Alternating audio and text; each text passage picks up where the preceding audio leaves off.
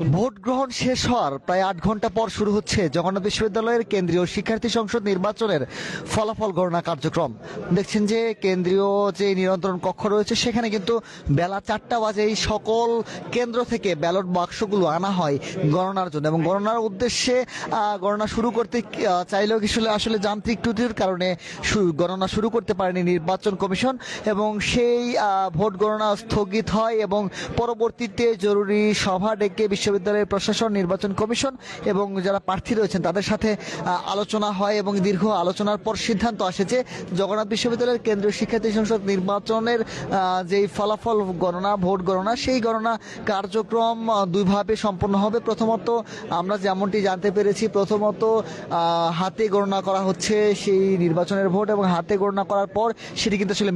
Machine দিয়ে আবারও check করা হবে। যদি আসলে মেশিনের গণনার সাথে হাতের গণনার কোনো মিল থাকে তাহলে সেটি আসলে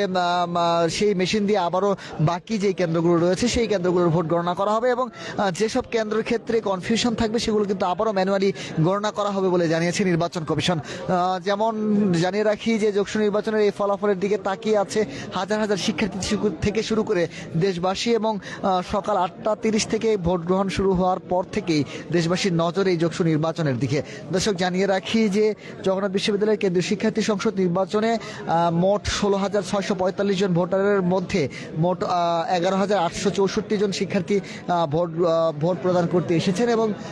আমরা যেমনটি জেনেছি যে ভোট প্রদানের পর শিক্ষার্থীদেরকে আসলে ক্যাম্পাস থেকে বের করে দেওয়া হয়েছে, এবং যারা আসলে পুলিং এজেন্ট, সাংবাদিক এবং সাংবাদিক সংগঠনগুলোর নেতৃবৃন্দ রয়েছে এবং বৈধ পাসধারী যারা রয়েছে তারাই কিন্তু আসলে ক্যাম্পাসে অবস্থান করছেন এবং ভোট গণনার জন্য অডিটোরিয়ামে, কেন্দ্রীয় যেই নিয়ন্ত্রণ কক্ষ রয়েছে সেই কক্ষে অবস্থান করছেন। দর্শক, যদি একটু জানাই যে এর আগে বেশ কিছু ঘটনা কিন্তু আসলে ঘটেছে।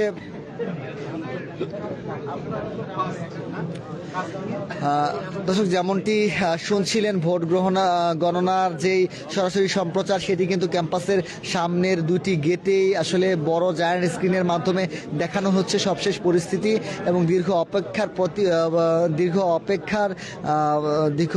শেষ হতে যাচ্ছে। বিশ্ববিদ্যালয়ের কেন্দ্রীয় শিক্ষার্থী সংসদ নির্বাচনের ভোট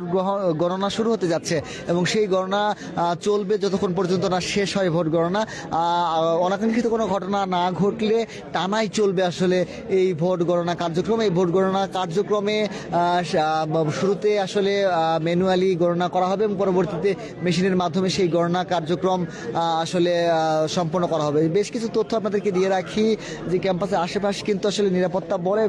ঢেকে রাখা হয়েছে, তবু আমরা দেখছি যে ক্যাম্পাসের মূল যে ফটোগুলো রয়েছে সেই ফটোগুলোর সামনে বহিরাগত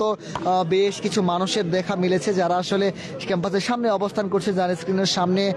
মাদুর পেতে তারা শীতের মধ্যে বসে পড়েছে, অবস্থান নিয়েছে, তারা কথা বলছেন, গল্প করছেন।